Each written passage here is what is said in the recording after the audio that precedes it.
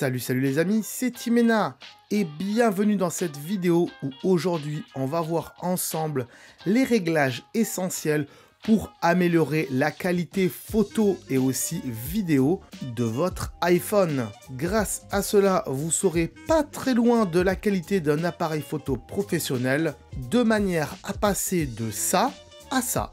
On verra aussi qu'il y a quelques petits inconvénients, surtout si vous avez un iPhone avec pas beaucoup de mémoire à l'intérieur, mais il y a quand même des solutions pour cela et je vous parle de tout ça, bien sûr, après la transition. C'est parti!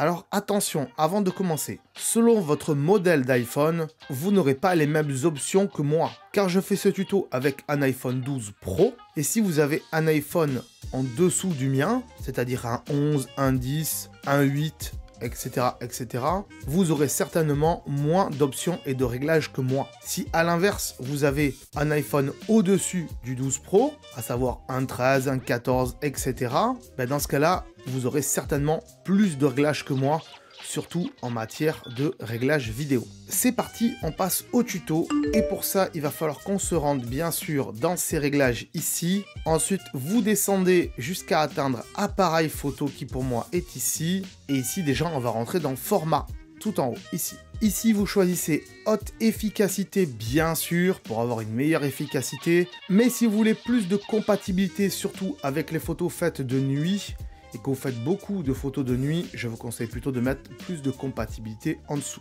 Ici, vous activez le Apple Pro RAW ici, voilà, comme ceci. Et vous aurez certainement, si vous avez un iPhone au-dessus du 12 Pro, le Apple ProRes ici qu'il faudra aussi activer. Pourquoi activer le Apple ProRes, me direz-vous en vidéo? Vous le voyez sur cette image. À droite, on a la caméra sans le ProRes et à gauche on a la caméra avec le ProRes et on voit quand même qu'il y a une légère différence et que c'est beaucoup plus joli en ProRes. Et ça se voit d'autant plus si vous faites un zoom x 400 et là on voit bien que sur les cheveux en mode standard c'est un peu plus dégueulasse que en ProRes. Une fois que cela est fait, on retourne en arrière et on va rentrer dans enregistrer une vidéo ici. Ici vous aurez le choix entre bien sûr différentes résolutions, du 720, du 1080, 30 ou 60, du 4K 24, 30 ou 60 images par seconde. Alors bien sûr, tout dépend de ce que vous voulez faire et du rendu que vous voulez donner.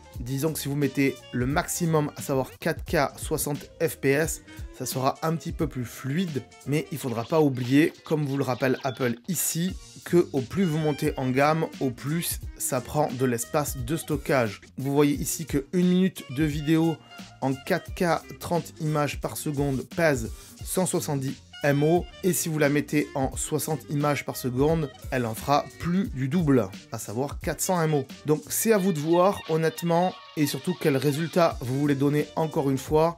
Moi personnellement, je laisse sur 4K 30 images par seconde. En général, ça suffit amplement. Et si vous voulez donner plutôt un style de film à vos vidéos, dans ce cas-là, mettez 24 images par seconde parce que c'est ce qui est utilisé dans le cinéma. Activez bien sûr ici le vidéo HDR tout en bas. Et oui, sinon, vos vidéos, elles seront moins bonnes. Après, la différence entre du 1080p et du 4K, c'est celle-ci. Voilà, vous voyez quand même que les images sont un peu plus jolies, même si pour cet exemple, Apple nous montre que le 1080p est en mode cinématique, ce que vous aurez à partir de l'iPhone 13. Revenons en arrière et maintenant, allons voir les options de ralenti de vidéo. Ici, vous rentrez dedans et vous mettez les ralentis à 240 images par seconde en 1080p. Tout simplement puisque comme ça, vous pourrez faire des ralentis beaucoup plus lents. Et oui, au plus il y a d'images par seconde, au plus on peut faire de la lenteur dans les ralentis. Et encore une fois, s'il y a plus d'images par seconde, eh bien ça veut dire que ça va doubler le poids de la vidéo. Mais ça, je pense que vous avez compris depuis le temps. On revient en arrière encore une fois. Et ici, dans enregistrement du son, on va mettre stéréo, bien sûr. Je vous conseille aussi, si vous ne l'avez pas fait, mais d'activer le scan des QR codes. Ça, c'est pas pour prendre des photos, mais c'est surtout quand vous allez ouvrir votre appareil photo, ça va automatiquement scanner les QR codes. Et ça, c'est plutôt cool. Pas besoin de passer par une application tierce pour ça. Ici, bien sûr, pour les compositions, vous affichez la grille. C'est très important d'afficher la grille. Tout simplement pour pouvoir cadrer bien droit, cadrer sur des points précis de la grille et avoir bien sûr des photos un petit peu plus professionnelles. Si vous voulez en savoir plus sur à quoi sert la grille, je vous conseille d'aller voir ça sur YouTube. Il y a pas mal de vidéos qui en traitent. Je vous mettrai peut-être le lien d'une petite vidéo en description si ça vous intéresse. Ensuite, vous descendez et vous activez aussi afficher les éléments hors du cadre. Voilà, comme ceci, c'est bien mieux. Activez la détection de scène ici, c'est bien plus intéressant. Activez aussi donner la priorité à la prise de photos plus rapide. Bien sûr, on n'oublie pas la correction de l'objectif et le Smart HDR. Et oui. Sinon, on ne fait pas des jolies photos ni vidéos. Surtout, ce que fait le Smart HDR, c'est qu'il va prendre plusieurs photos avec plusieurs capteurs. Si vous avez 2 capteurs, 3 capteurs sur votre iPhone. Et ensuite, il va combiner ces photos ensemble, les fusionner de manière intelligente, bien sûr, pour avoir le meilleur rendu de photos possible.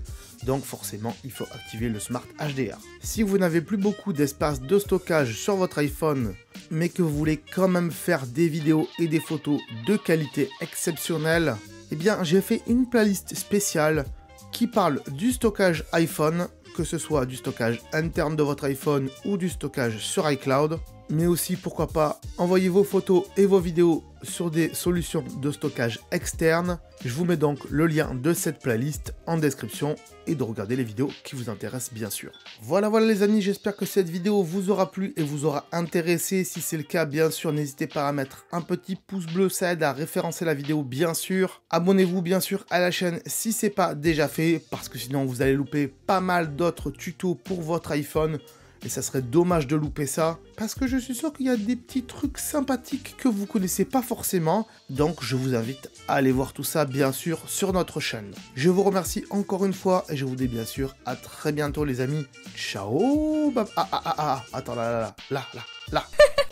Attends, avant de partir j'allais oublier. Tu peux aussi me suivre sur les réseaux sociaux, ils sont là. Voilà, si ça t'intéresse bien sûr. Tu peux aussi t'abonner à la chaîne en cliquant sur le logo ici. Voilà, là maintenant il s'affiche. Comme ça, tu pourras voir toutes les vidéos qu'on a fait sur la chaîne et en plus, c'est gratuit, c'est pas comme Netflix. Tu peux aussi regarder les vidéos que je te propose maintenant. Voilà, elles sont là, hein, elles sont bien. Et en plus, je pense qu'elles peuvent fortement t'intéresser. Donc voilà, n'hésite pas, clique dessus. En tout cas, je te remercie de t'être abonné et je te dis à très bientôt.